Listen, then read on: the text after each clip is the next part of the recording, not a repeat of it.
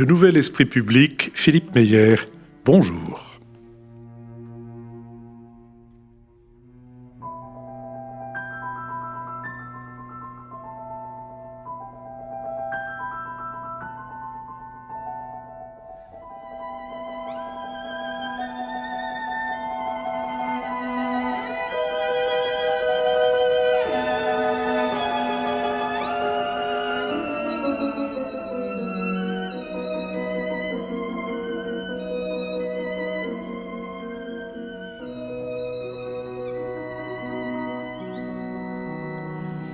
Bonjour, merci de nous avoir rejoints pour ce nouvel esprit public qui est enregistré à l'école alsacienne devant un public qui a bravé non seulement les vacances scolaires, mais en plus un vent considérable qui souffle dans le sens contraire à celui qui mène au chemin qui mène à l'école alsacienne pour venir participer, puisque tout à l'heure nous enregistrerons questions et réactions du public à notre conversation. Et merci à l'école alsacienne qui, pour la 7e année, nous accueille une fois par mois dans son théâtre.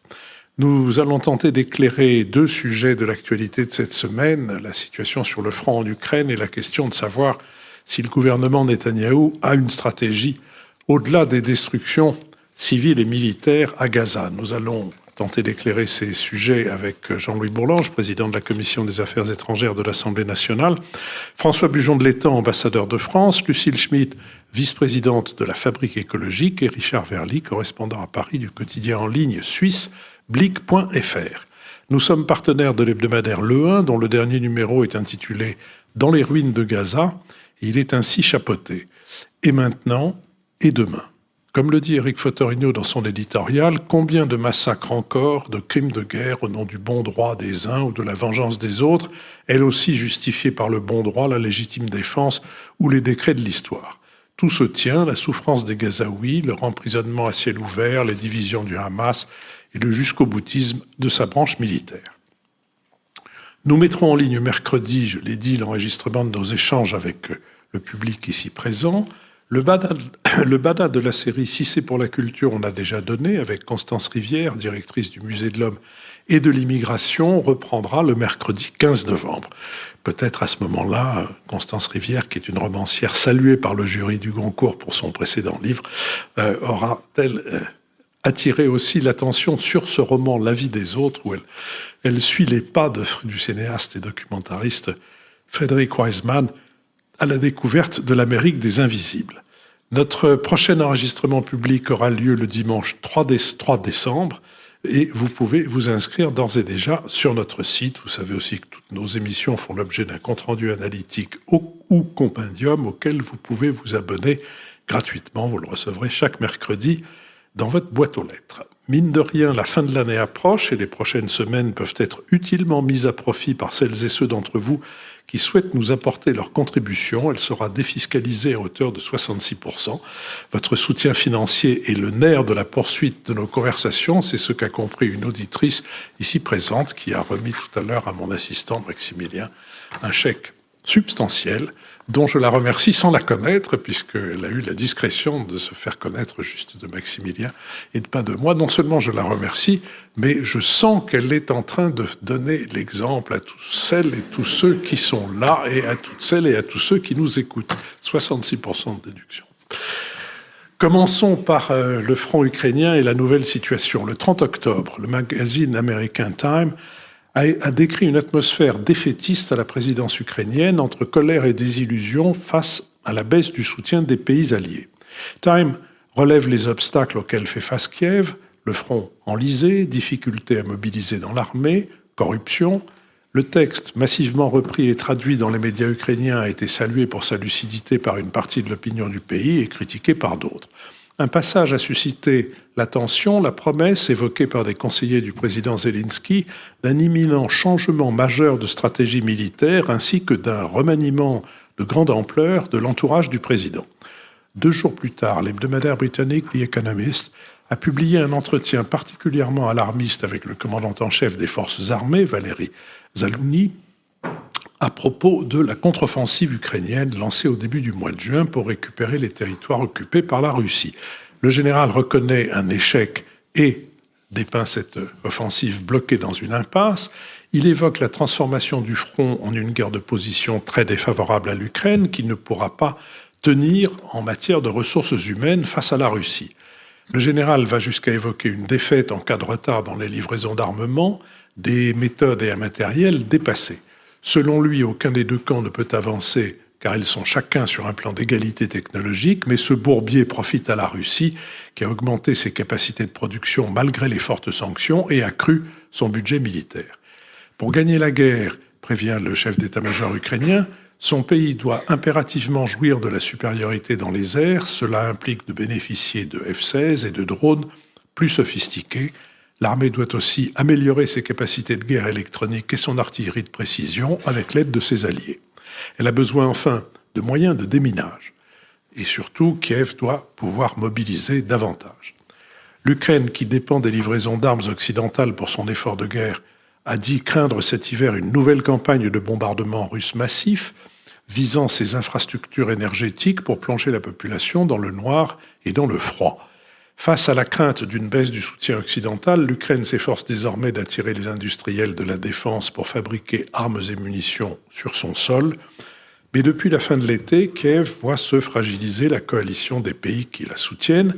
La Slovaquie a déjà stoppé ses livraisons d'armes, la Pologne aussi, à la suite d'indifférence sur l'exportation des céréales ukrainiennes, et la France a averti fin septembre que ces armes ne seraient plus livrées gratuitement à l'Ukraine, sauf exception.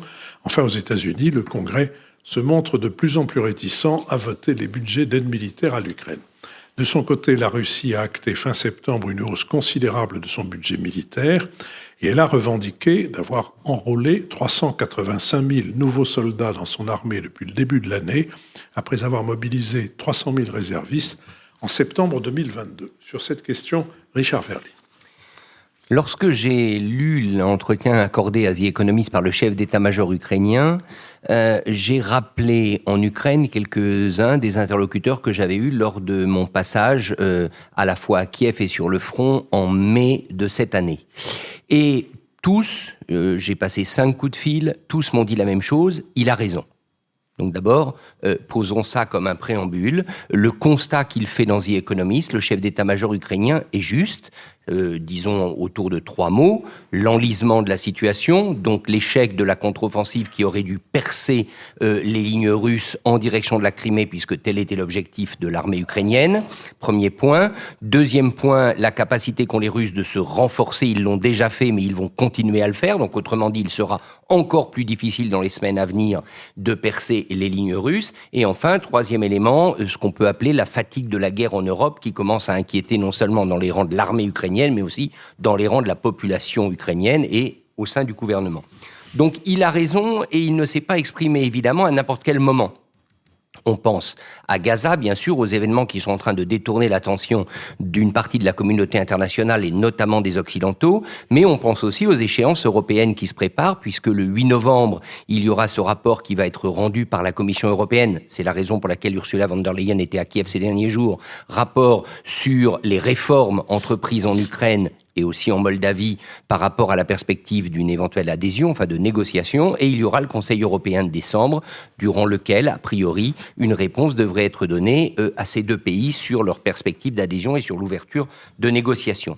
Alors après, moi je pense qu'il y a 3 choses à retenir. D'abord, sur le constat militaire, ce n'est pas une surprise. Malheureusement, et encore une fois, là je répète ce que l'on m'a dit en Ukraine, malheureusement, depuis 2-3 mois, après avoir pensé que la percée ukrainienne en direction de la Crimée fonctionnerait, on s'est aperçu que ça ne jouera pas, tout simplement parce que les défenses russes sont trop importantes. Donc ce n'est pas tellement une surprise, et cette interview, elle a bien sûr vocation d'alerte, c'est-à-dire de dire, et pour moi l'élément essentiel, c'est la supériorité technologique. Si l'Ukraine ne jouit pas d'une supériorité technologique sur l'armée russe, elle ne parviendra pas à prendre le dessus dans ses opérations et à créer la fameuse brèche que le commandement ukrainien voudrait avoir. La deuxième chose, c'est qu'on peut se poser la question sur l'état des relations entre l'armée et le président Zelensky, qui lui, plus récemment, là ces jours-ci, je crois hier, a dit que non, on n'était pas dans une impasse, qu'il fallait pas, il y avait d'autres manières de voir les choses. Bref, il a en quelque sorte démenti son chef d'état-major, et il est clair qu'il y a des agendas qui vont diverger, puisque Zelensky va entrer dans une phase où il va devoir se préoccuper de son éventuelle réélection, il va devoir être en campagne, et il doit parler aux 2 parties du pays, celle qui est en guerre, sur le terrain, c'est-à-dire les militaires, et l'arrière, les familles notamment des militaires qui se font tuer. Et enfin, troisième élément, qu'est-ce que ça change, cet entretien ? Ça change une chose, c'est que ça introduit le doute. Et ça, je pense que c'est précisément le principal ennemi de l'Ukraine, c'est le doute. Si on commence à douter de la capacité de l'Ukraine à tenir bon, voire à regagner les territoires perdus, ou plutôt d'abord à regagner les territoires perdus et ensuite à tenir bon face à la Russie, bien évidemment, c'est la plus mauvaise nouvelle pour le pays. Moi, ce qui me frappe, et je terminerai là-dessus, c'est qu'Ursula von der Leyen, lorsqu'elle y était hier à Kiev, on a presque l'impression que les Européens commencent maintenant à considérer que les territoires perdus par l'Ukraine le seront de toute façon et qu'il faut maintenant dialoguer avec le reste du pays, c'est-à-dire le pays qui n'est pas en guerre et qui n'est pas confronté aux forces russes. Et là, il y a une vraie question qui pèse sur l'avenir politique de Zelensky et sur l'avenir de l'Ukraine en général dans sa configuration territoriale avant l'offensive russe du 24 février 2022. Oui, vous le rappeliez, Philippe, ce qui est important, c'est qu'il y a eu à la fois l'article dans le magazine Time, donc qui est un magazine américain, et puis cet entretien dans The Economist. Et donc, en même temps, deux articles qui, au fond, introduisent en tout cas toute la complexité de ce qui se passe sur le front ukrainien, et puis qui introduisent la question de notre responsabilité par rapport à ce qui s'y passe. C'est ce qu'a voulu faire le chef d'état-major ukrainien. Et du côté de Time, il y a la question de est-ce que la responsabilité américaine, on sait que les États-Unis ont joué un rôle particulièrement déterminant par rapport au fait que les Ukrainiens tiennent vis-à-vis de la Russie, en termes d'investissement en armes, en termes d'investissement financier. Au fond, est-ce que les Américains vont continuer à être leaders, être au premier rang par rapport à cette question de la responsabilité ? Et donc, ces deux articles introduisent en termes de communication la question, comme le disait Richard, de la responsabilité européenne. Parce que, au fond, la guerre, elle se déroule sur notre sol. Nous sommes, pour l'instant, en second rang par rapport aux États-Unis, et on voit bien qu'avec ce qui se passe en Israël, ce qui se passe à Gaza, la question de la responsabilité américaine et du fait que, au fond, l'enjeu israélien l'emporte aujourd'hui sur la question de l'enjeu européen, en tout cas que c'est l'enjeu d'une bataille importante entre les républicains et les démocrates, ça indique qu'il faut se poser autrement la question de la responsabilité européenne. Et donc nous sommes renvoyés à une chose que nous avions d'ailleurs déjà dite dans le Nouvel Esprit public, c'est que lorsqu'il y a une guerre sur son sol, l'Union européenne n'a pas les moyens, n'a pas les outils pour réagir à ce genre de questions, à ce genre de conflit. Nous avons un outil, c'est de proposer l'adhésion. C'est pour ça qu'Ursula von der Leyen était à Kiev. On sait que la semaine prochaine, il va y avoir une discussion sur cette question de l'adhésion de l'Ukraine. Mais d'une certaine manière, le fait que l'Ukraine puisse adhérer à l'Union européenne apparaît comme quelque chose de... je ne sais pas comment le dire, mais d'ultra secondaire, de quelque chose d'inadapté par rapport au fait que, comme l'a dit le chef d'état-major, ils ont besoin, vous l'avez rappelé Philippe, à très court terme, d'artillerie, d'aviation, de pouvoir mener du déminage, de pouvoir percer les lignes de défense russes. Et donc l'Union européenne apparaît comme une sorte de nain politique et stratégique par rapport à ce qui est en train de se passer. Alors, est-ce que nous allons réagir par rapport à cela ? On sait qu'Ursula von der Leyen s'est multipliée. Elle a été en Israël, elle était à Kiev, elle est en période de réélection, puisqu'il faut le rappeler, les élections européennes sont l'année prochaine. Est-ce que dans les élections européennes qui s'annoncent, il va y avoir une discussion sur la question d'une ligne de défense, d'une question de stratégie européenne, d'une montée en puissance politique de l'Union européenne ? Au fond, c'est ce qui est posé à travers ces interventions. Ça a été aussi rappelé par Richard. Lorsqu'on intervient, lorsqu'on fait un entretien dans The Economist, c'est à la fois lancer l'alerte, et puis en même temps, c'est pouvoir semer le doute sur la possibilité d'une victoire. Et ce qui est intéressant, c'est qu'il y a eu immédiatement une guerre de communication entre la Russie et l'Ukraine, puisque d'une part, le porte-parole du Kremlin a dit « bien sûr, nous allons gagner la guerre », et que ce matin, ou tard dans la nuit, Zelensky a rappelé qu'eux aussi allaient gagner la guerre. Donc on voit qu'on est aussi dans une guerre de communication, mais que l'Union européenne doit se positionner différemment sur des sujets pour lesquels, pour l'instant, elle est faible. François Bujon de l'Étang.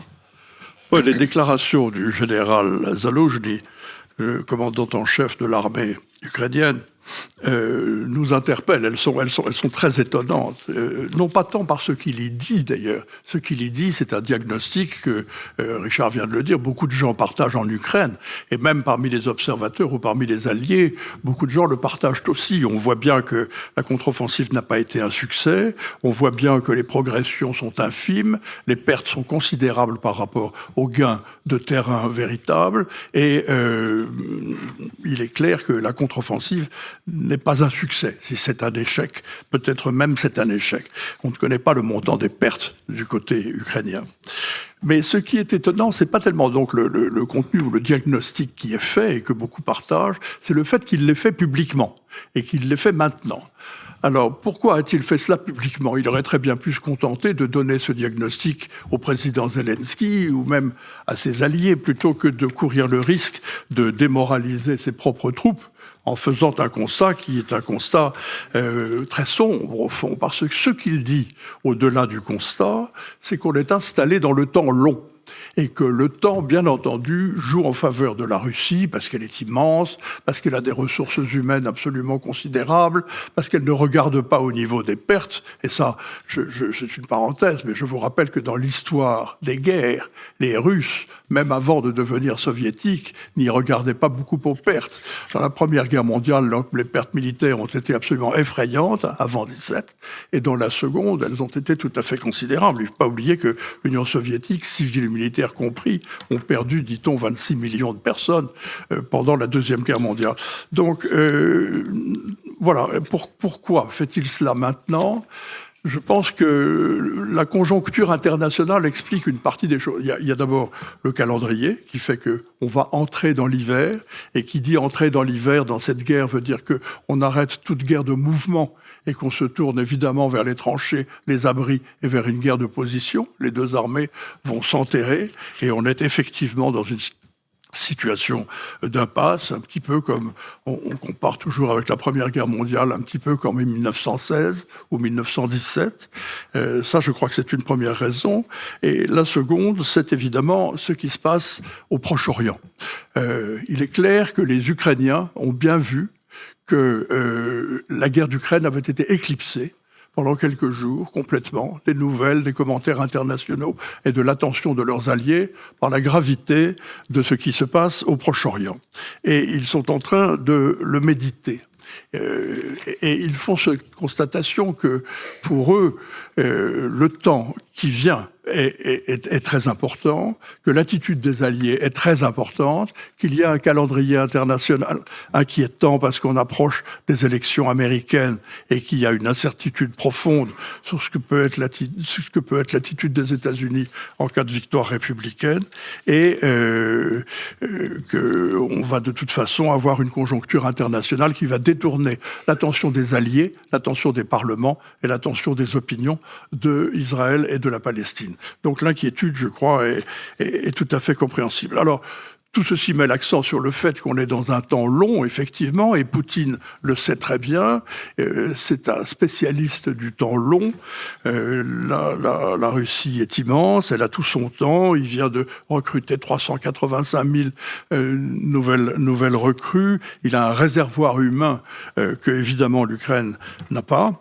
Et finalement, cet épisode qui interpelle par bien des côtés met, à mon avis, trois choses en valeur. Je vais très très vite, mais premièrement, les fragilités de l'Ukraine, le montant des pertes, mais le fait qu'elle dépend évidemment complètement des fournitures d'armement et de technologie de ses alliés et qu'elle n'a pas de ressources humaines inépuisables.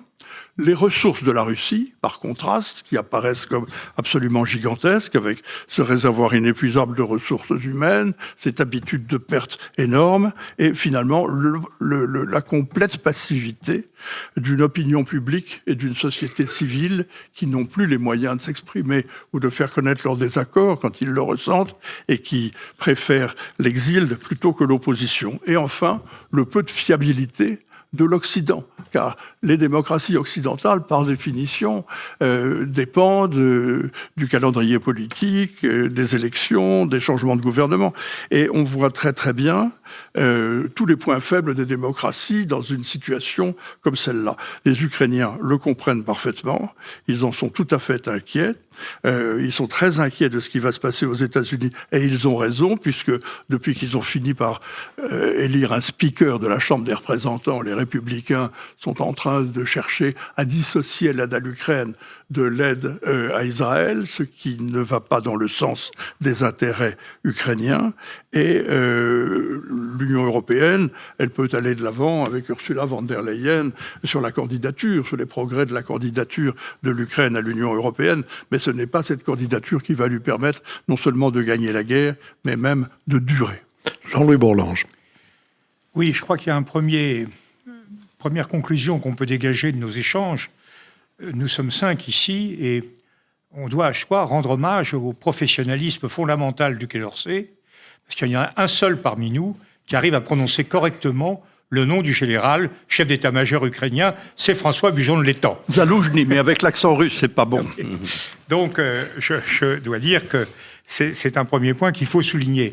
Et je crois que c'est pas par hasard que cet homme annonce cela, parce que quand j'ai écouté, quand j'ai lu en incruste, je regardais LCI, quand j'ai lu le message du chef d'état-major ukrainien, je dois dire, l'ambassadeur Blanche-Maison a eu exactement la même expression que celle que j'ai ressentie. Je suis vraiment tombé de ma chaise. Comment est-ce qu'un chef d'état-major peut faire une déclaration de cet ordre en pleine guerre? C'est un homme remarquable, tout le monde le sait, un grand chef, adoré de ses troupes, qui a remporté des succès considérables, et il a pris la liberté de faire cette déclaration. Alors je crois que d'abord, la première chose, c'est que même si l'Ukraine a vocation à être européenne et à rentrer dans l'Union européenne, ce sont quand même des Slaves. Et là, on avait vraiment une déclaration de héros ukrainiens comme on parle de héros russes.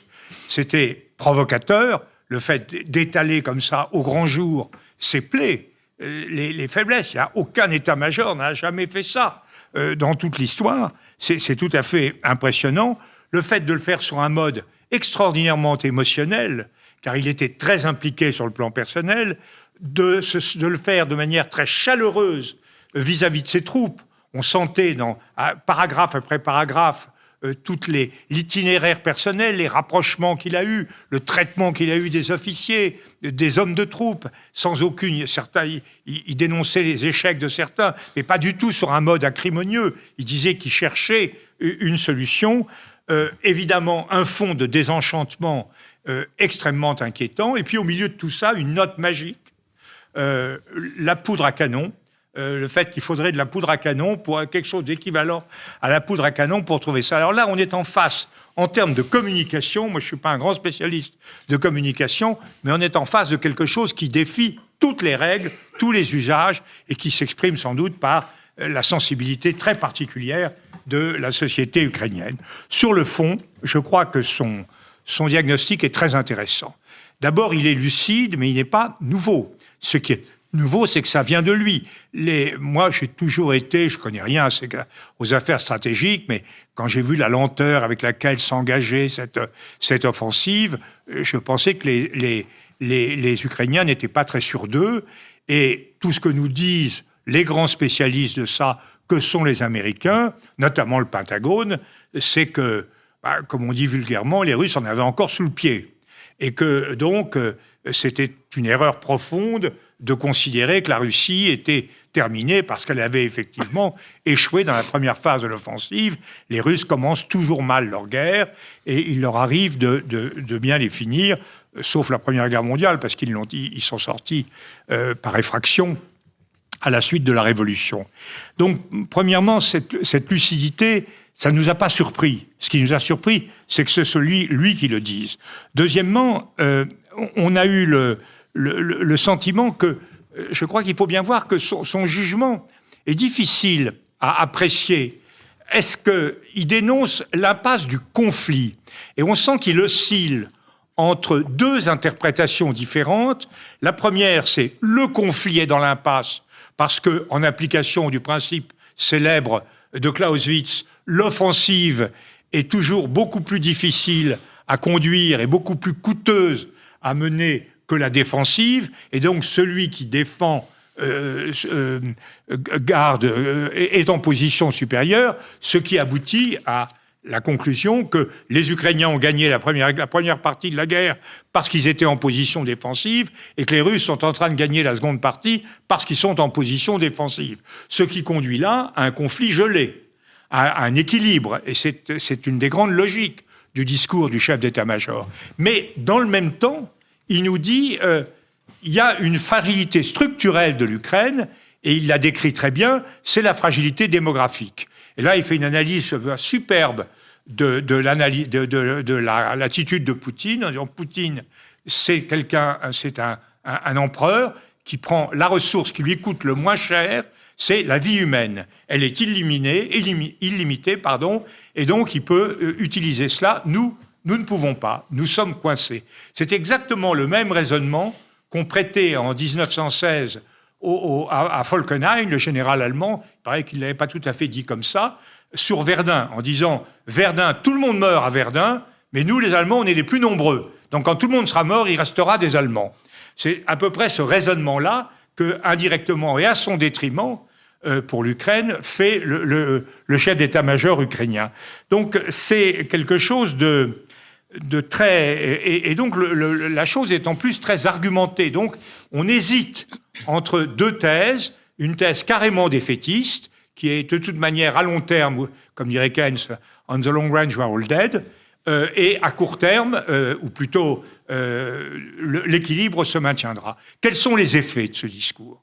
Des effets intérieurs sont pas négligeables. C'est extraordinaire. Imaginons l'excellent général Burkhardt dire absolument le contraire du président Macron sur les options militaires françaises. C'est inimaginable. Là, on a vraiment un débat qui s'installe sur un fond qui est assez incertain. Y aura-t-il ou non une élection présidentielle en Ukraine? Donc, est-ce qu'il va y avoir au cœur d'une situation militaire aussi difficile un débat sur le fond à l'intérieur de la société ukrainienne? C'est quand même très difficile à concevoir, et la réponse de M. Zelensky devrait conduire à une rupture avec le chef d'état-major. C'est là quelque chose, puisqu'il n'assume pas en réalité la même analyse que son chef d'état-major. Deuxièmement, est-ce que c'est un message vis-à-vis des Alliés? D'abord, vis-à-vis de Gaza, oui. Ça introduit une dramatisation sur une situation qui risquait d'être un conflit oublié. Donc, il y a du émoi dans cette affaire. Et donc, nous sommes tous, notamment les Européens, confiés à prendre notre part de cette affaire. Et est-ce que ça conduit à des négociations? Là, je crois que ce serait vraiment très grave d'y songer, car les négociations se feraient... D'abord, Poutine n'a pas intérêt, à partir du moment où les choses sont dites, il a intérêt à laisser pourrir la situation. Et on ne voit pas Zelensky partir à des négociations qui consisteraient à dire tout bien réfléchi, je vous passe 30% de mon territoire. Donc ça ne colle pas. Donc que va-t-il se passer? J'en sais rien, mais c'est un conflit gelé. Ce qui devrait se passer, et ce qui ne se passera pas, c'est nous. C'est que nous devrions réagir. Nous devrions nous unir. Car ce qui s'est passé, c'est l'absence de réaction au bon niveau des Occidentaux et en particulier des Européens. Nous n'avons pas fait un effort suffisamment coordonné, suffisamment important pour permettre aux Ukrainiens d'avoir un avantage technologique, puisqu'il a raison, le chef d'état-major, c'est ça qui lui permettrait de gagner, et nous sommes là à dire « Ah bah oui, ils vont pas gagner, donc on va négocier ». Et là, on parlera de Gaza dans un instant, j'imagine, mais je finis, mais c'est évidemment l'une des formes les plus préoccupante de notre indifférence à l'histoire, de notre incapacité à nous mobiliser, nous Européens, à la hauteur des enjeux qui nous sont lancés. On ne va pas supporter 3 crises comme ça et survivre. Merci de cette transition annoncée. Jean-Louis, nous allons en effet nous poser la question de savoir ce que le gouvernement Netanyahou a comme stratégie au-delà de celle de détruire, au-delà des destructions civiles et militaires. À Gaza, les intentions politiques israéliennes restent pour le moment confuses. Éliminer le Hamas pour le ministre de la Défense, Yoav Gallant, transformer ces zones d'opération en ruines pour le Premier ministre, Benjamin Netanyahou. Quant au statut politique à venir de la bande de Gaza, les positions avancées par les dirigeants de Tel Aviv sont diverses. Nous n'avons aucun intérêt à occuper Gaza ou à rester à Gaza, a déclaré l'ambassadeur israélien auprès des Nations Unies. Benny Gantz et Gadi Eisenkot, 2 leaders de l'opposition, ont rejoint le gouvernement d'unité nationale à la condition que soit formulé un plan opérationnel de sortie de Gaza. Ces derniers jours, les députés du Likoud souhaitaient publiquement une Nakba 2 en référence à l'exil forcé de 600 à 800 000 Palestiniens en 1948. Le ministre des Affaires étrangères, Eli Cohen, a annoncé une diminution du territoire de Gaza après la guerre. De manière générale, le gouvernement de Benjamin Netanyahou revendique sans s'en cacher une poursuite accrue de la colonisation, voire tout simplement l'annexion de pans de territoire palestinien. En mars, la ministre des Implantations et des Missions nationales, Orit Strock, appelait à une recolonisation de Gaza. La direction de la planification des forces de défense israéliennes a été officiellement chargée de coordonner la stratégie post-guerre. Différentes options sont étudiées. Transférer la gestion des Palestiniens de Gaza à l'Égypte ou à des organisations internationales, réinstaurer à Gaza le pouvoir de l'autorité palestinienne, très décriée notamment en Cisjordanie, déplacer la population vers certaines zones de Gaza, vers le Sinaï ou la Jordanie, ce que refusent en chœur l'Égypte et la Jordanie, annexer et contrôler militairement des pans de la bande de Gaza. À ce jour, titre le Financial Times, il n'y a pas de plan pour le jour d'après. L'historien Yuval Noah Harari estime que le processus de paix semble désormais enterré pour de bon, à moins que des forces extérieures n'interviennent pour désamorcer la guerre, ce dont doute Henri Laurence, professeur au Collège de France, titulaire de la chaire d'histoire contemporaine du monde arabe. Je ne crois malheureusement pas qu'une intervention extérieure puisse véritablement accélérer le processus de paix. La paix est impossible, au sens où Raymond Aron l'entendait lorsqu'il disait « paix impossible, guerre improbable ». Aujourd'hui, on pourrait dire « paix impossible et guerre certaine ». Nous sommes dans une impasse qui semble devoir perdurer pour une durée indéterminée. Sur cette question, François Bujon de l'Étang. Oui, alors je me sens tout petit devant l'ampleur d'un tel problème. Je ne sais pas s'il y a une stratégie de M. Netanyahou pour l'après-destruction de la bande de Gaza. C'est la question qui est posée. Nous allons en parler. Ce qui est vrai, c'est qu'il y avait une stratégie de Netanyahou avant le 7 octobre, bien entendu. Et ne pas aller en prison. Comment ? Ne pas aller en prison. Oui, alors, vous avez parfaitement raison, c'est une dimension très importante dans son attitude. Non, mais il est quand même au pouvoir depuis 12 ans continu, n'est-ce pas ? Et il avait déjà été au pouvoir auparavant, entre 1996 et 1999. Donc nous parlons de quelqu'un qui a passé 14 ans dans la position de Premier ministre, en tant consolidé, de Premier ministre d'Israël. Alors, il avait une stratégie, finalement, très discernable dans tout ça. Sa stratégie, c'était d'écarter la solution à 2 États et de rendre impossible la création d'un État palestinien. Je crois que c'est aussi clair que cela. Et pour ça, il a fait tout ce qu'il fallait, diviser les Palestiniens. Les Palestiniens s'en sont chargés eux-mêmes. Ils sont divisés en 2. Le Hamas dirige et a gagné en 2006, on l'oublie presque, des élections à Gaza, mais l'OLP règne sur la Cisjordanie avec une inefficacité, une corruption qui sont soulignées par tout le monde. Mais enfin, les Palestiniens sont divisés et Netanyahou fait tout ce qu'il peut pour continuer à les diviser. Et puis, il va jusqu'à encourager la colonisation en Cisjordanie dans des proportions maintenant qui sont nouvelles, puisque Tsahal est mobilisé en Cisjordanie, on a vu avec quelles conséquences, pour protéger les outrances d'un certain nombre de colons d'extrême droite qui se comportent d'une façon difficilement défendable. Donc, c'est sûr, écarter la solution à 2 États et rendre impossible la constitution d'un État palestinien, il a pratiquement réussi là-dessus. Le deuxième pan de sa politique consiste à endiguer le Hamas. Maintenant, on parle bien entendu dans l'offensive actuelle d'éradiquer le Hamas. Mais jusqu'à présent, on tolérait parfaitement à Jérusalem le Hamas et on essayait de l'endiguer finalement, de lui permettre de vivre en assurant le financement d'un certain nombre de choses avec des complicités très étonnantes comme celle du Qatar notamment qui de notoriété publique paye toute l'administration du Hamas à Gaza et d'instaurer ce que certains observateurs appellent, j'aime bien cette expression, une coexistence violente. C'est-à-dire qu'on coexiste, on vit ensemble, mais il y a des violences périodiques parce que il y a des attentats, il y a des escarmouches, il y a des combats, et on vit avec tout cela. Et puis, finalement, je crois que Netanyahou voulait réduire ce conflit en ce qu'il était devenu avant le 7 octobre, c'est-à-dire un conflit de basse intensité, à peu près contrôlable, qui permettait, avec la complicité, bien entendu, des États arabes, de glisser le problème palestinien, je dirais vulgairement, sous le tapis, et de continuer à vivre comme s'il n'existait pas. Ça, c'était vraiment la position avant le 7 octobre. Et le troisième pan de cette stratégie, c'était de isoler les Palestiniens en normalisant les relations d'Israël avec un certain nombre de gouvernements arabes. Alors, on avait commencé avec l'Égypte et la Jordanie, grâce aux accords d'Abraham conclus avec l'aide de l'administration Trump et de Jared Kushner, notamment. On a normalisé les relations d'Israël. Israël a normalisé ses relations plutôt avec le Bahreïn, avec le Maroc, avec le Soudan, avec les Émirats arabes unis. Et puis, il était au bord, lorsqu'a éclaté le 7 octobre, de conclure avec l'Arabie saoudite. Alors tout ça, c'était le passé.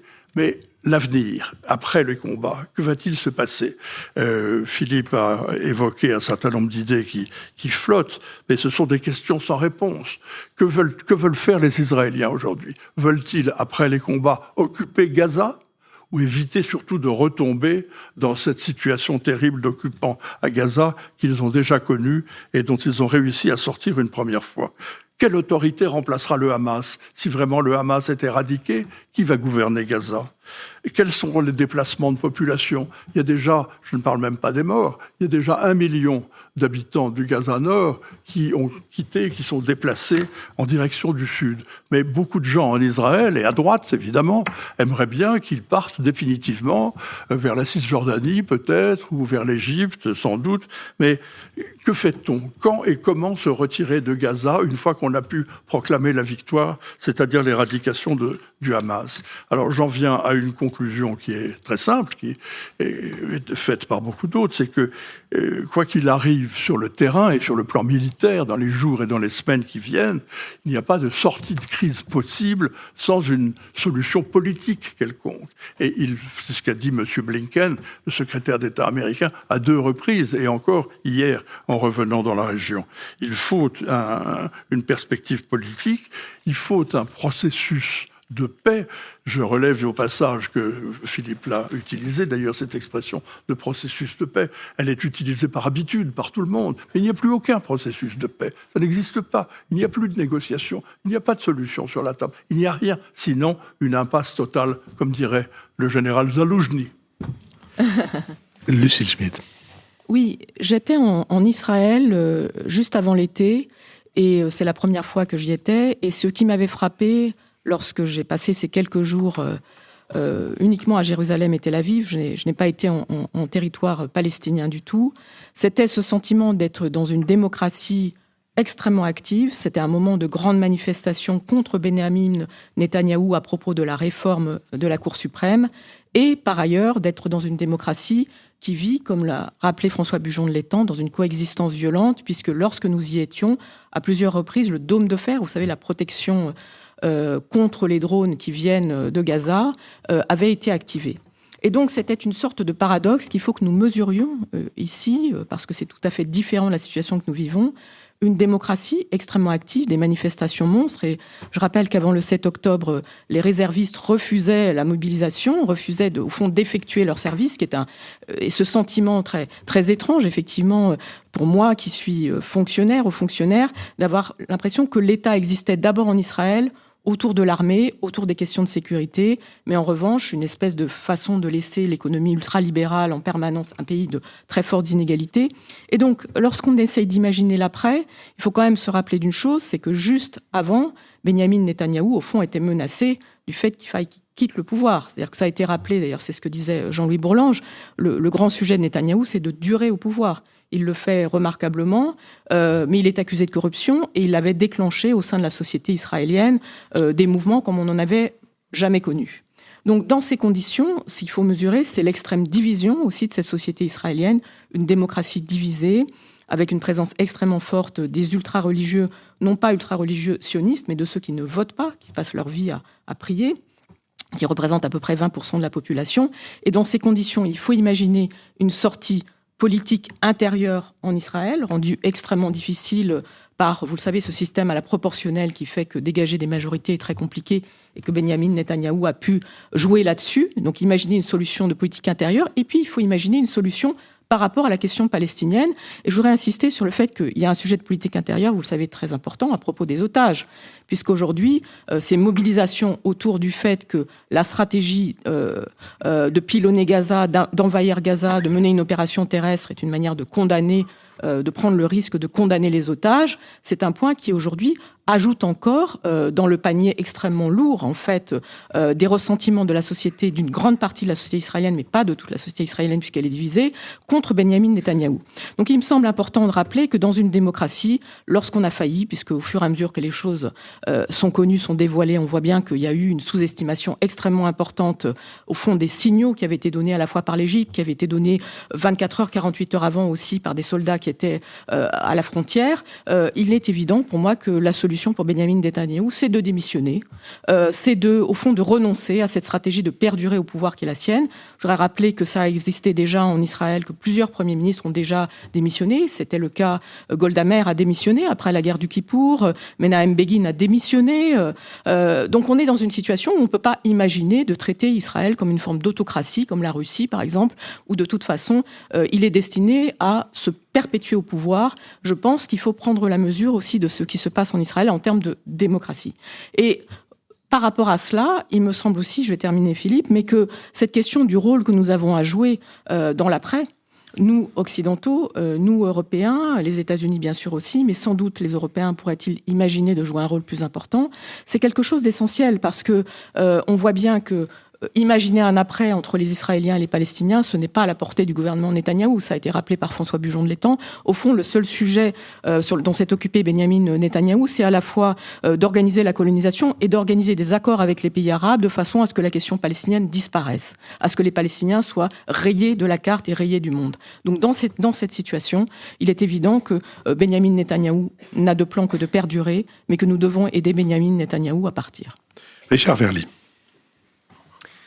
Je pense que Netanyahou a une stratégie militaire, que cette stratégie, enfin une stratégie tout court, mais là elle a un volet militaire du fait de la situation, et il l'avait avant l'assaut du Hamas du 7 octobre.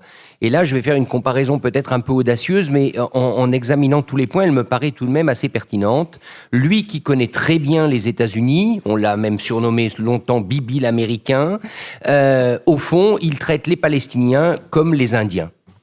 Comme l'armée américaine et comme les gouvernements américains ont traité les Indiens au XIXe siècle. C'est-à-dire, et d'ailleurs vous vous souvenez qu'il y a eu des épisodes où les Indiens ont gagné des batailles de manière très sauvage avant d'être littéralement exterminés. Il veut, je crois, Netanyahou, exterminer la capacité du peuple palestinien à résister, les mettre dans des réserves qui seront entièrement contrôlées par Israël. Et d'ailleurs, je ne sais pas si vous avez remarqué, il y a un de ses conseillers, alors j'ai oublié le nom, qui il y a 2 semaines environ s'est étonné publiquement à la télévision, mais pourquoi ils n'ont pas transformé la bande de Gaza en paradis fiscal avec des casinos? Et pour moi, c'était très révélateur. Je pense qu'il y a ce projet chez Netanyahou et chez un certain nombre de gens qui lui sont proches, de littéralement encager les Palestiniens. Alors après, on peut dire apartheid, bantoustan, on peut utiliser différents termes, mais la comparaison avec les Indiens d'Amérique me paraît assez bonne. On veut casser toute capacité militaire, on veut évidemment tuer les chefs ou les emprisonner. Vous aurez remarqué que Marwan Barghouti, qui pourrait être une alternative crédible à la cause palestinienne, n'a pas été libéré. Il est toujours en prison en Israël. Il a été condamné, je crois, à plusieurs centaines, au moins à 200 ans de prison. Donc voilà, pour moi, la volonté de Netanyahou. Et cette guerre avec laquelle il se retrouve confronté lui donne aujourd'hui l'occasion. Peut-être va-t-elle lui être fatale politiquement, mais elle lui donne l'occasion de mener ce plan. Et c'est en ça qu'à mes yeux, c'est extrêmement grave. Parce que Lucile a raison de faire référence au climat politique qui était celui d'Israël avant l'assaut du 7 octobre et au fait qu'il était menacé de partir, ou en tout cas qu'il avait des millions de gens dans la rue. Mais rappelons tout de même 2 choses. 1, il n'est pas parti. Donc, malgré les millions de gens qui tous les samedis étaient dans la rue, il n'est pas parti. Et puis, deuxième chose, bien évidemment, s'il sort vainqueur de cette guerre, et c'est son seul objectif, c'est d'être le vainqueur incontestable de ce conflit. Et pour être vainqueur, il lui faudra, pardonnez-moi l'expression, la tête des chefs du Hamas. soit ils seront faits prisonniers et ils seront transférés dans une prison israélienne, soit ils seront tués au cours d'affrontements. Mais s'il est à même de brandir les têtes des chefs du Hamas, il sera le vainqueur. Donc voilà aujourd'hui la politique de Benjamin Netanyahou. C'est celle qui peut lui assurer sa survie politique. C'est celle qui fera de lui, qui laissera son nom dans l'histoire autrement que comme un Premier ministre poursuivi pour corruption. Et c'est celle dans son imaginaire qui réglera le problème palestinien de manière totalement fallacieuse. Mais encore une fois, il y a des gens pour qui l'extermination de l'adversaire ou la réduction de l'adversaire à son, je dirais, à sa plus petite capacité, c'est la seule solution. Alors, pour terminer, moi je crois que face à cette guerre, qui dans l'esprit de Netanyahou est une guerre totale et dans laquelle il est quand même en train, il faut bien le reconnaître, d'entraîner les États-Unis, dont on voit bien qu'ils ont de la peine, les États-Unis, à influer et à obtenir ce qu'ils veulent de ce gouvernement. Le risque, c'est évidemment qu'à un moment donné, l'embrasement régional ait lieu. Parce que si véritablement les frappes israéliennes se poursuivent telles quelles, vous avez vu les images, j'imagine, de ces ambulances qui ont été frappées par des bombes, etc., le risque d'embrasement régional me paraît être une vraie possibilité. Et là, la difficulté avec Netanyahou, c'est qu'encore une fois, pour lui, ce sera bien évidemment une situation extrêmement difficile, mais elle confortera son pouvoir direct parce que personne n'osera le remplacer dans un tel moment. Et il ne donnera sûrement pas sa démission, et c'est là où je différerai avec Lucile. Personnellement, je ne le vois pas donner sa démission. Oui, moi non plus, je ne le vois pas. Je vous signale que Philippe vient de me passer un message en disant que j'étais déjà trop long. Ce qui prouve que... Merci beaucoup, nous sommes maintenant... Il vaut mieux prévenir que guérir. Mais je suis comme Richard, je ne crois pas qu'évidemment, mais je ne crois pas d'ailleurs que Lucile pense que Netanyahou va donner sa démission. Mais votre admonestation, votre conseil, cher Lucie, me faisait penser à un dessin de Sampé, où on voyait deux petits vieux sous des lambris dorés, comme les aimaient les représenter Sampé, et l'un qui disait à l'autre « La solution est en vous, mon cher Brochant, faites-vous sauter le caisson !» Et je crois que ça ne sera pas le cas. Moi, je crois que le problème se pose de façon extrêmement tragique. Je suis très, très profondément inquiet. Pas forcément, bien que ce soit abominable, ce à quoi nous assistons par les développements actuels et les massacres vraiment par milliers de victimes totalement innocentes de ce conflit, mais par les perspectives, comme l'a dit à l'instant Richard, de déflagration à moyen terme qui à mon avis, ne peuvent pas être sûrement évitées. Alors, quel est le problème, le point fondamental de Netanyahou avant le 7 octobre? C'est la seule solution qu'il ait envisagée, et effectivement Richard a raison de dire que ça accélère cette idée de solution, mais ça l'accélère peut-être, mais ça ne la rend pas plus possible pour autant. C'est de régler le problème palestinien par le vide. C'est très simple, il y a des gens à Gaza qui ne devraient pas y être et qui devraient être chez le maréchal Sissi. Puis il y a des gens en Cisjordanie qui ne devraient pas y être et qui devraient être chez le roi Abdallah de Jordanie. Donc, je règle la solution par le vide. Le général de Gaulle, qui a eu, j'ai écouté des émissions, je ne savais pas qu'il avait eu des entretiens épistolaires très réguliers et très constants, puisque il a reçu une lettre de Ben Gurion, il a reçu une lettre de celui-ci qui ne lui est pas parvenu à temps, car il est arrivé à colomber les deux églises le lendemain de la mort du général de Gaulle. Mais dans ces échanges, le général disait à Ben Gurion, « Je crois que votre erreur, c'est de ne jamais dire où est la frontière. Si on avait une frontière bien définie, si on savait ce que vous voulez et ce que vous ne voulez pas, on pourrait construire quelque chose au-delà. » Bon, eh bien, et c'est en fait un peu ce qui est en filigrane derrière la formule qui a été provocatrice sur le peuple d'élite, sûr de lui-même et dominateur. Il y avait cette notion-là.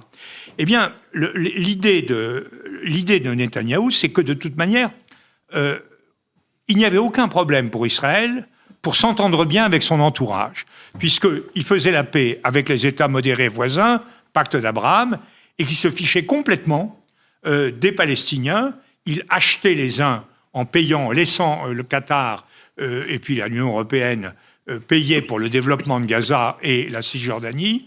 Donc il n'y avait pas d'autorité palestinienne, puisqu'il y avait y avait le Gaza, et pour le reste, il pouvait y aller. Et alors, il a quand même choisi quelque chose c'est ça le choix fondamental, et le choix fondamentalement pervers, qui est de dire « j'accepte la confrontation générale ». Confrontation avec Gaza, il ne l'a pas imaginé, mais comment pouvait-il nourrir l'espoir qu'une organisation aussi démente que l'organisation du Hamas se contenterait d'encaisser les dollars du Qatar et ne réagirait pas d'une manière ou d'une autre, alors que ce sont des gens qui sont habités par des passions nihilistes, des passions destructrices, aucun intérêt pour la cause palestinienne, mais qui veulent évidemment la mort d'Israël. Provocation sur dans l'espace religieux, sur ce qu'on appelle, nous, les lieux saints, offensive très déterminée en Cisjordanie, avec pratiquement l'élévation des colons au rang de garde nationale, c'est-à-dire le droit de tuer, et une extension des colonies extraordinairement violente. Et tout ça était supposé ne produire aucun effet à cause du pacte d'Abraham, de l'amitié du roi du Maroc, de l'amitié de l'Égypte, de l'amitié engagée avec les Séoudiens. C'était la théorie du mur, c'est-à-dire qui a été définie par un historien israélien.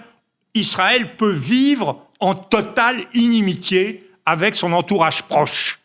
Elle peut vivre en inimitié, elle s'en fiche, elle a le dôme de fer, elle a la meilleure armée du monde, elle a des alliés, elle a de l'argent, et elle peut donc vivre comme ça. C'est l'idée qu'on pouvait construire une sorte d'isolat au sein du Moyen-Orient. Paf! Tout ça a complètement volé en éclats. Et alors là, la stratégie se pose. Et c'est ça, me semble-t-il, le problème. Est-ce qu'Israël ne doit pas remettre en cause, ce que je pense, ce choix fondamental? Et je suis d'accord avec Lucie en disant ça impliquerait un changement, avec vous tous, d'ailleurs, je pense qu'on pense tous la même chose, ça impliquerait un changement politique, donc des élections, et un rééquilibrage total de la politique israélienne, en disant nous devons non pas faire 2 États, on va pas faire sortir 2 États comme ça tout de suite. Maintenant, c'est à la fois trop tard et trop tôt, mais préparer la voie de 2 États, en tout cas créer une situation visant à abaisser la tension sur les esplanades religieuses, sur la Cisjordanie, en repliant, comme l'avait fait ce grand homme de gauche, qui était Ariel Sharon, en repliant les colonies et en trouvant une solution à Gaza qui soit une solution dans laquelle on ait certes une option militaire circonscrite visant à détruire, un peu comme après Munich. À Munich, ils ont dit on tuera tous ceux qui ont participé au commando. Ils les ont tous tués. Comme les Arméniens ont tué tous ceux qui avaient décidé le génocide autour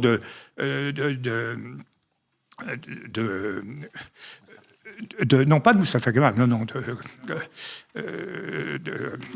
du gouvernement turc.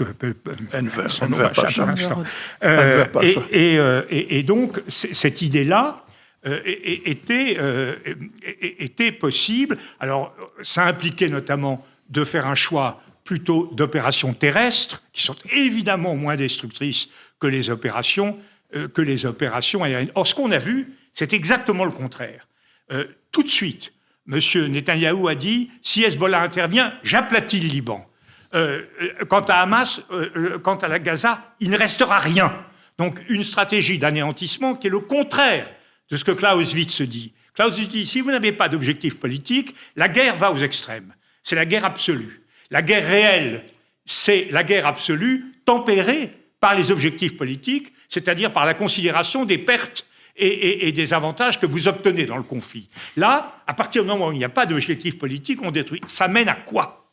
Qu'est-ce que va faire? Comment va-t-on administrer Gaza demain? Le maréchal Sissi n'a aucune envie, aucune intention d'héberger 2 500 000 personnes de plus dans son pays. Donc on va avoir quelque chose... Israël ne veut pas gouverner cela alors qu'ils ont un statut d'occupant qui leur crée des obligations. Donc, vers quoi ça débouche? Vers rien. Alors, évidemment, aujourd'hui, Israël dit « je m'en fiche, parce que j'ai les moyens de tenir l'affaire ». Pourquoi j'ai les moyens? Je termine par là. J'ai les moyens parce que j'ai une très forte armée, parce que les seuls gens qui pourraient me menacer, car ils ont beaucoup de missiles, c'est le Hezbollah. Mais si le Hezbollah intervient, nous interviendrons, nous détruirons le Liban, et l'Iran n'interviendra pas parce que l'Iran a la trouille. Ce qui pose d'ailleurs la question de savoir quel est le degré, ça je n'ai pas de réponse, quel est le degré exact de complicité de l'Iran dans le déclenchement de la guerre du Hamas. Ça, je n'ai pas d'informations qui me permettent de dire s'ils ont été vraiment à l'origine ou s'ils ont simplement applaudi. Mais en tout cas, ils ne peuvent pas se permettre de défendre le Hezbollah si le Hezbollah est menacé et détruit par Israël. Les Américains menacent l'Iran. Donc on a donc deux puissances modératrices, les Américains et les Iraniens, pour des raisons complètement différentes. Les Américains veulent la paix, les Iraniens veulent leur peau. Donc Netanyahou joue là-dessus. Mais c'est une situation totalement précaire. Dans 2, 3 ans, 4 ans, 5 ans, les Iraniens auront l'arme nucléaire. C'est une situation... Or, l'arme nucléaire israélienne ne les protège pas. Ils ont énormément de missiles.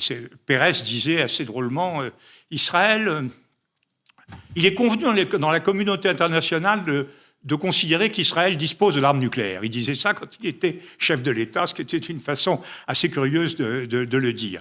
Mais ils peuvent effectivement créer d'énormes dégâts, mais ils sont 5 ou 6 millions. Et il y a 15 millions de juifs dans le monde. Et il y a 1,5 milliard de musulmans. Donc l'idée que le mur puisse protéger cette petite communauté israélienne contre un risque de déferlement, de débordement. Or, quand les Iraniens auront la maîtrise de tout cela, eh bien, le Hezbollah aura beaucoup plus les mains libres. Car à ce moment-là, la réplique sur l'Iran ne sera pas aussi possible pour les Israéliens. C'est un schéma comme un autre. Il y en a plein d'autres. Mais ce que je veux dire, c'est que l'équation politico-militaire, qui est aujourd'hui favorable à Tsahal, favorable à Israël, est une option extrêmement précaire. Et donc je comprends profondément l'inquiétude de nos concitoyens israéliens, de nos concitoyens juifs, de nos amis israéliens, qui s'inquiètent énormément de ce à quoi les conduit la politique de Netanyahou. En réalité, ils ont à juste titre le sentiment de la précarité. Je rappelle que Primo Levi s'est suicidé, essentiellement en disant « ça ne sera jamais fini ».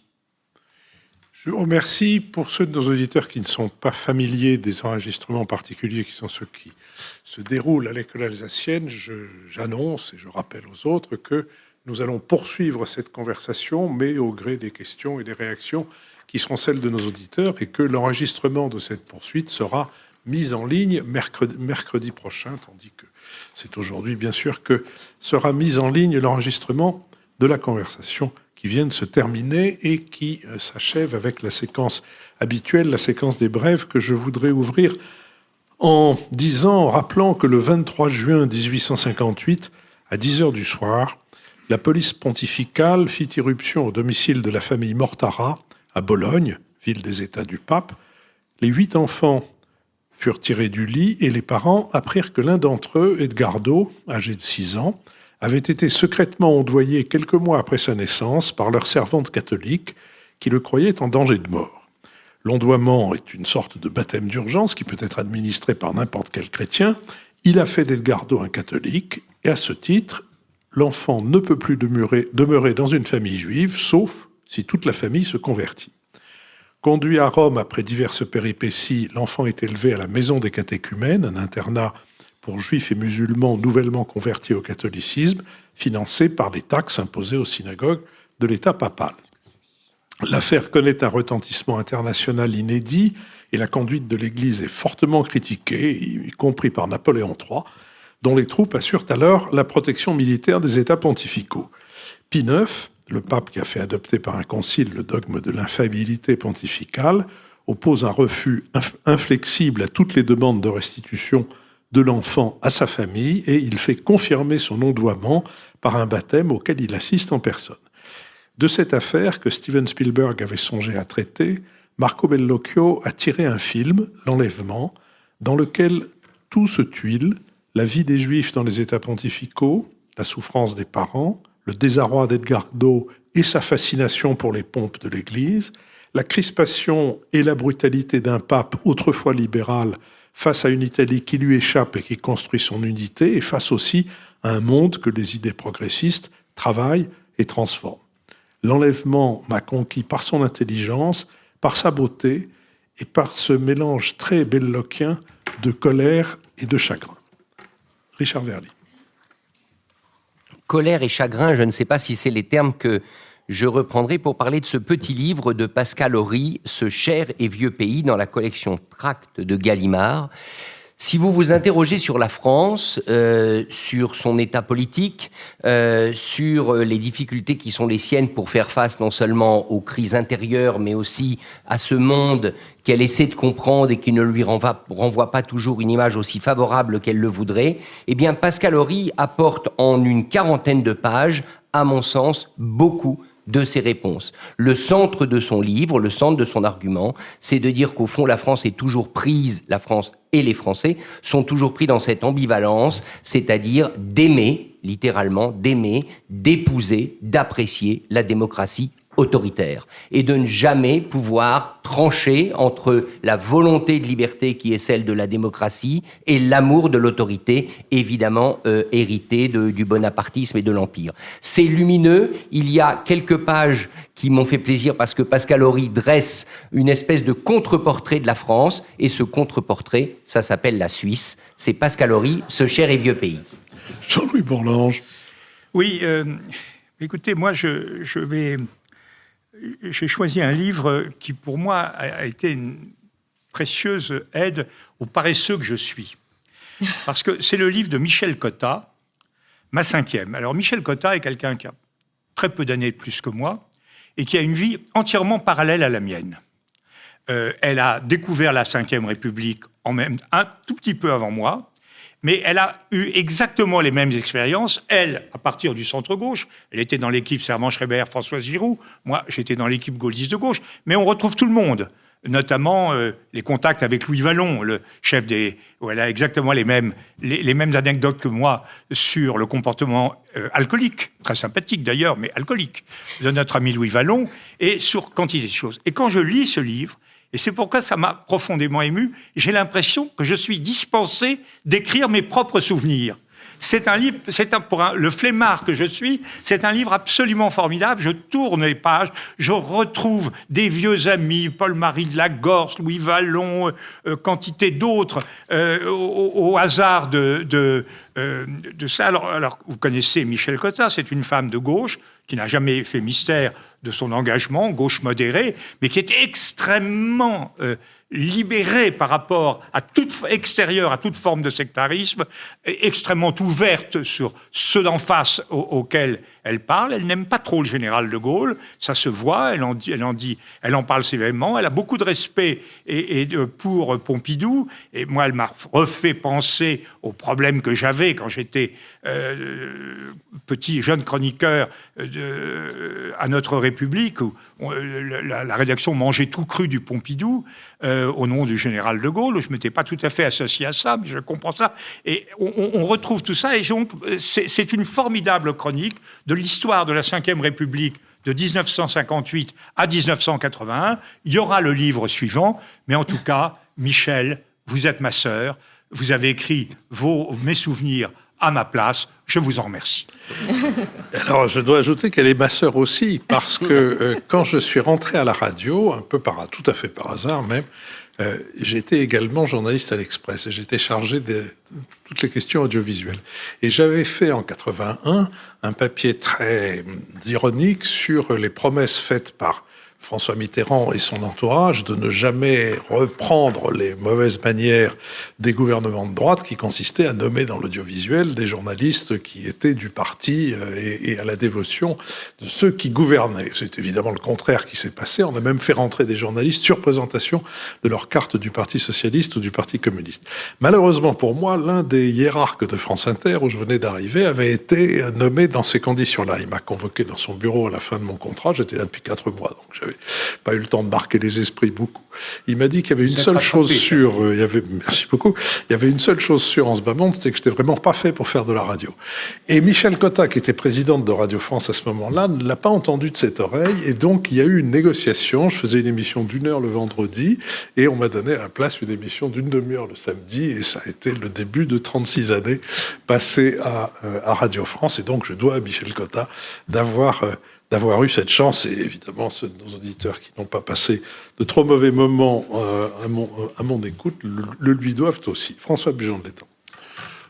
Moi, je ne serai pas très original parce que je crois que cette même recommandation a déjà été faite dans une autre émission par Jean-Louis, mais je voulais quand même recommander la lecture du livre de Sylvie Kaufmann qui s'intitule « Les aveuglés » et qui porte comme sous-titre « Comment Berlin et Paris ont laissé la voie libre à la Russie », publié le mois dernier chez Stock. Parce que c'est un livre extrêmement intéressant dans le contexte actuel. Comment la France et l'Allemagne, ça reste quand même un mystère ou un sujet d'étonnement, ont-elles pu pendant si longtemps penser qu'on allait pouvoir s'entendre avec M. Poutine et entretenu des illusions sur un chef qui est à la fois révisionniste et impérialiste, et ceci explosant vraiment depuis longtemps. Alors c'est très intéressant, Sylvie Kaufmann, que vous connaissez bien, a vécu en Allemagne et y a passé un certain nombre de mois l'année dernière. Elle a pu mener son enquête parmi énormément de dirigeants allemands, et c'est très intéressant de voir à quel point l'aveuglement en Allemagne a été universel, après tout. Les socialistes ont toujours mené une ostpolitique qui les a menés à avoir une relation aussi intime que possible et économiquement aussi intégrée que possible avec la Russie. Mais les conservateurs ont finalement mené la même politique. Et je trouve extraordinaire que les décisions qui ont placé l'Allemagne en position de totale dépendance à l'égard de la Russie, la suppression de l'énergie nucléaire, par exemple, ont été prises par Madame Merkel, chancelier conservateur qui est resté au pouvoir 14 ans. 14 ans, comme M. Netanyahou, mais de façon continue. Et l'aveuglement est extraordinaire. Les Allemands ont tout fait pour perdre l'indépendance énergétique et pour se placer dans l'indépendance totale d'un régime qui, à l'évidence, était révisionniste et dont on savait, depuis le discours prononcé à la Wehrkunde de Munich en 2007 par Poutine, qu'il contestait complètement la politique de l'Occident sur tous les plans. Et la France, pendant ce temps-là, a continué. Alors, Sylvie Kaufmann éclaire moins la position française qu'elle ne le fait pour la position allemande, mais beaucoup de nos présidents de la République, depuis M. Giscard d'Estaing jusqu'à M. Macron, en passant par M. Sarkozy, ont entretenu d'extraordinaires illusions très tard sur M. Poutine.